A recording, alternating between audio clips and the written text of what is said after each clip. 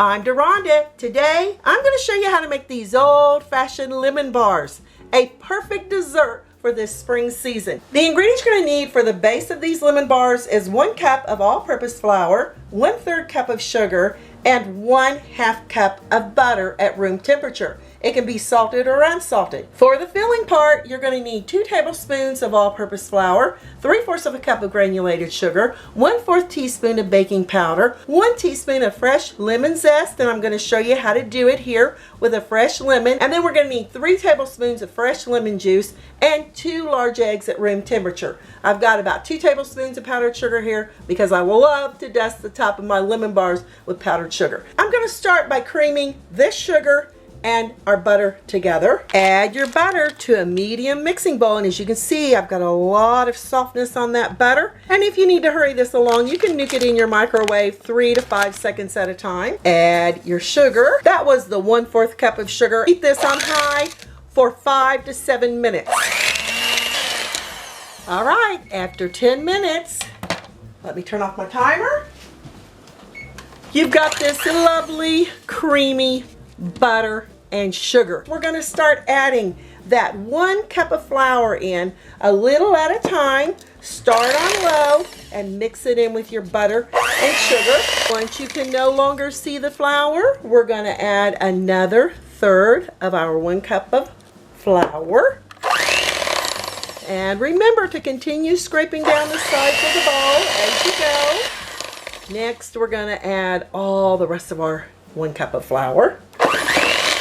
Now that you got your flour mixed in with your butter and sugar, it's coarse, but that's okay because we're going to transport this to an 8 by 8 inch baking dish. Your baking dish does not need to be buttered or greased. Transport the base, or you could say the foundation, of our lemon bars right here into their baking pan. Make sure you get it all off of your spatula there. At this point, you want your oven preheated to 350 degrees Fahrenheit. We're just gonna mash this down corner to corner until we get an even layer. Now that we've got an even layer, this is off to a 350 degree preheated oven on the middle rack for the next 15 or 20 minutes or until the edges are golden in color. Use your timer and no peeking. While your crust or your foundation or the basis of your lemon bars are baking, I've added the sugar along with the baking powder and those 2 tablespoons of flour. Flour helps thicken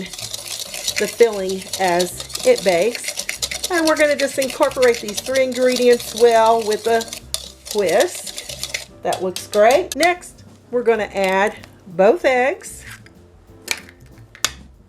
Be sure your eggs are at room temperature. You don't want them chilled in baking. For our lemon zest, and make sure you get a nice, colorful lemon. Make sure it's cleaned well and dried. With a microplane, we're just going to gradually get the yellow zest here off the lemon.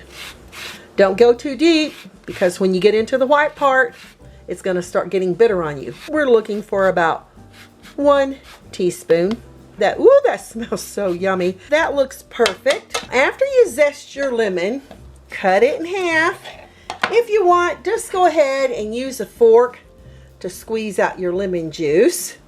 I like to use my fancy juice squeezer, and I find a medium large lemon usually gives you those 3 tablespoons of lemon juice you're looking for. And if you want to measure it, you be my guest. With the whisk,